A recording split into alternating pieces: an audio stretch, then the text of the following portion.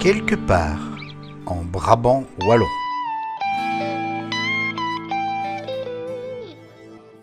L'élevage d'escargots, appelé aussi l'héliciculture, est une spécialité artisanale. Elle aboutit à la transformation et à la commercialisation des petits animaux en recettes culinaires très appétissantes. Je vais donc vous expliquer la fabrication de l'escargot au niveau culinaire. Donc j'ai commencé par les ramasser, par les trier les plus gros et les plus petits. Ensuite je les ai mis dans de l'eau bouillante, trempée pendant 5 minutes. C'est comme le homard, pour ne pas les faire souffrir, on ne les dégorge plus avec du sel et du vinaigre. Et ça permet en plus de les décoquiller. Je vais donc maintenant les décoquiller. Pour les décoquiller, j'emploie une fourchette à 2 dents. Je le tourne dans l'escargot. J'enlève le tortillon. Le tortillon, c'est l'estomac. Voilà, chaque escargot est pris en main et décoquillé. Donc voici mon épouse Nicole. Elle prépare le beurre à l'ail pour les escargots. Ce beurre-là contient du beurre de ferme première catégorie, du persil, de l'ail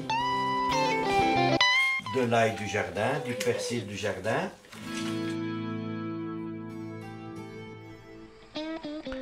C'est une de ces recettes que Michel dévoile au caméscope tout en gardant secret les dosages des ingrédients principaux.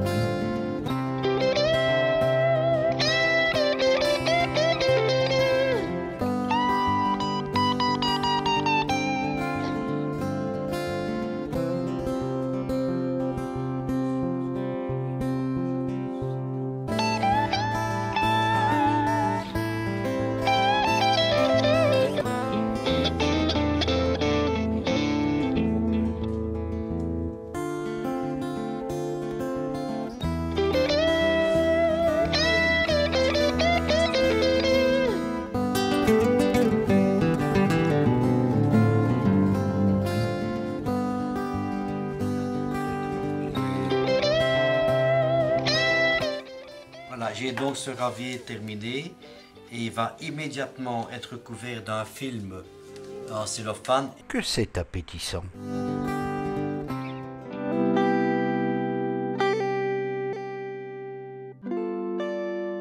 Mais comment Michel récolte-t-il ces petites bêtes? Avec un système automatique d'arrosage. Tout d'abord, des bassins d'accueil où l'élevage peut se réaliser en très bonnes conditions. Un lit nourricier, très précieux pour ces animaux voraces. Un compost de légumes préparé l'année précédente.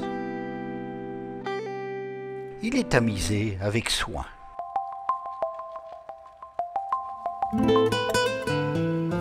Avant de poser ses escargots pour la reproduction, Michel doit protéger cet enclos par un système électrique afin de les empêcher de quitter le bassin.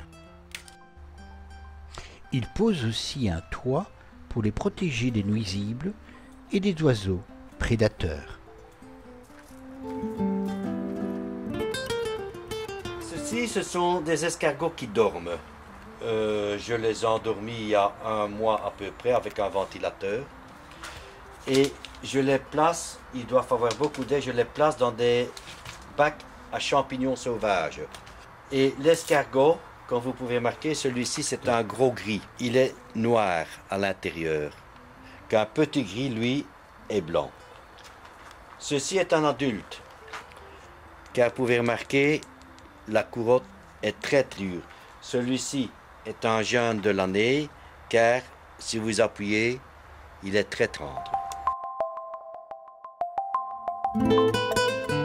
Un escargot gros gris qui, par la chaleur de ma main, risque de se réveiller. Voici l'intérieur de l'escargot gros gris. La spécificité de ces escargots, c'est que lorsqu'ils s'endorment, ils se ferment complètement. Cet escargot-ci, il n'y a pas longtemps qu'il s'est refermé, qu'il a fait une coquille, et celui-ci, il y a un petit temps. C'est très dur et très difficile à percer. L'escargot respire par ce tout petit orifice. Contrairement aux escargots de Bourgogne, se font une petite pellicule transparente qui risque de se transformer par exemple en pellicule beaucoup plus dure.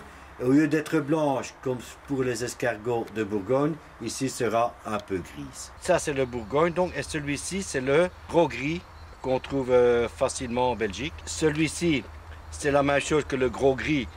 C'est un blond de Lozelle. Et voilà, l'escargot commence à se réveiller.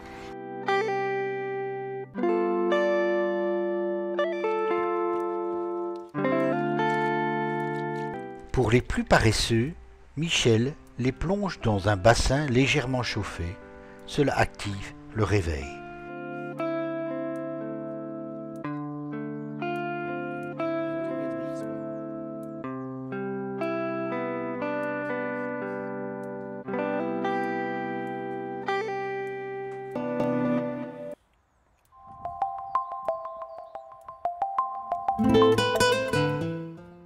Dès sa pose dans le bassin d'élevage, l'escargot recherche l'obscurité et aussi les éléments nourriciers.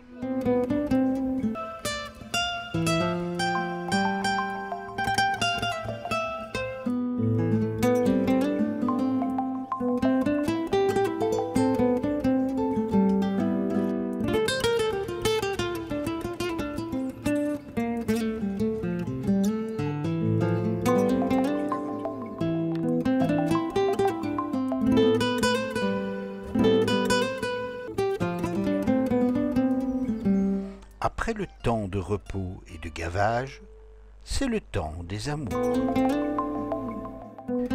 Et 2 à 3 semaines après la copulation, c'est la ponte. Un rendement annuel de 10 000 œufs pour 3 000 escargots. Mais comment les identifier? Ici, un escargot est occupé en ponte. Il s'enterre forcément et je mets un petit bâtonnet pour le repérer. Quand l'escargot est parti, je suis certain qu'ici en dessous, il y aura des œufs. Environ 7-8 cm. Et c'est exactement ce que j'avais dit. Il y a des œufs un peu éparpillés parce que c'est assez profond. Une septantaine d'œufs. Ceux-ci ont certainement déjà une dizaine de jours parce qu'ils commencent à devenir moins vitreux. Ils deviennent plus opaques et prennent la couleur un peu comme ça jaune de l'escargot adulte.